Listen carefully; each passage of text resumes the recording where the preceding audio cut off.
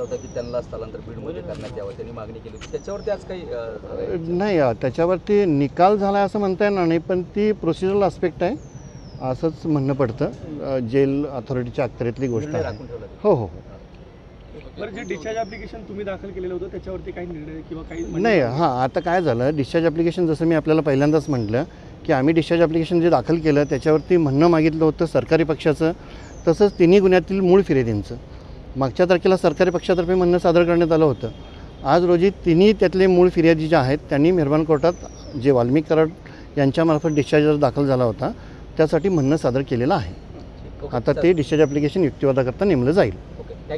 जी काय तारीख नेमलेली होती ही तारीख होती ती आरोपी नंबर 1 वाल्मिक कराड यांचं डिस्चार्ज ॲप्लिकेशन दाखल केलं होतं. त्या अर्जावरती मागच्या तारखेला सरकारी पक्षातर्फे म्हणणं सादर करण्यात आलं होतं. आजची तारीख होती ती मूळ फिर्यादी त्यामधले जे आहेत 3 गुन्ह्यांमधले त्या तिन्ही मूळ फिर्यादींचं म्हणणं मागवण्यासाठी आदेश केला होता. त्यानुसार त्यांचं म्हणणं आज सादर करण्यात आलेलं आहे. नाही, त्या अर्जावरती निर्णयाबाबत म्हणजे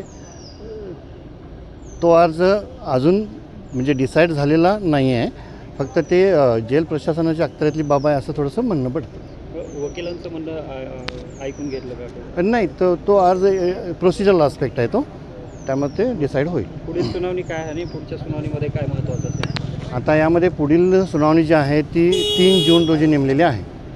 3 जून रोजी पुढील सुनावणी नेमलेली आहे. ती प्रामुख्यानं जे काही अजून महत्त्वाचे पुरावे म्हणजे जे आहेत दोषारोप पत्रासोबत दाखल केलेले कागदपत्र आम्ही जी सुरुवातीपासून मागणी करत होतो त्यापैकी बरेचसे इलेक्ट्रॉनिक एव्हिडन्स जो म्हणतो आपण त्यातले काही द्यायचे राहिलेत असं आमचं म्हणणं होतं. ती तपासणी करून जे काही कागदपत्र राहिलेत ते कागदपत्राची पूर्तता करण्याबाबत न्यायालयानं निर्देश दिलेले आहेत.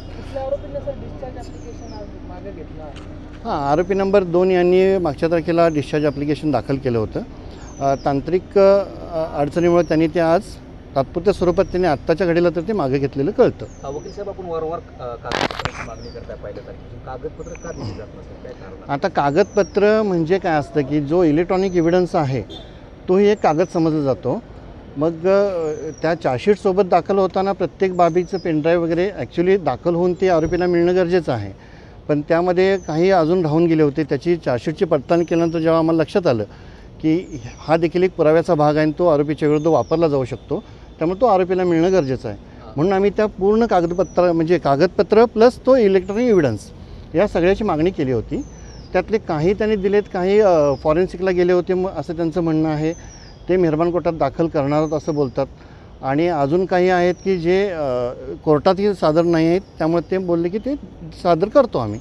आता 3 जूनला तारीख प्रामुख्यानं आहे ती जे काही कागदपत्र इलेक्ट्रॉनिक एव्हिडन्स आम्ही सुरुवातीपासून जो मागणी करतो आहे त्या सर्वाची पूर्तता करण्यासाठी 3 तारीख नेमलेली आहे.